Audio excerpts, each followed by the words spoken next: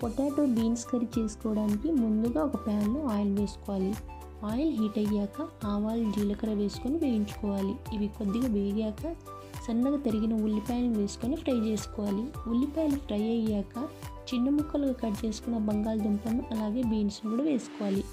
పొటాటోస్తో పాటు బీన్స్ వేసుకోవడం వలన కూర అడుగంటకుండా ఉంటుంది. మీడియం ఫ్లేమ్లో మధ్య మధ్యలో కలుపుతూ బీన్స్ పొటాటోస్ను మంచిగా ఫ్రై చేసుకోవాలి.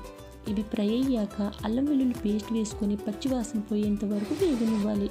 అల్లం వెల్లుల్లి పేస్ట్ వేగాక సన్నగా తరిగిన టమాటాలను వేసుకోవాలి. అంతా కలుపుకొని మూత పెట్టుకోవాలి. 2 నిమిషాల తర్వాత మూత తీసి కొద్దిగా పసుపు సాల్ట్ వేసుకొని మరో 2 నిమిషాలు కుక్ చేసుకోవాలి. అలాగే సరిపడా కారం, ధనియాల పొడి, కరివేపాకు వేసుకొని అంతా కలిపేసుకుంటే ఈ కూర రెడీ అయిపోతుంది.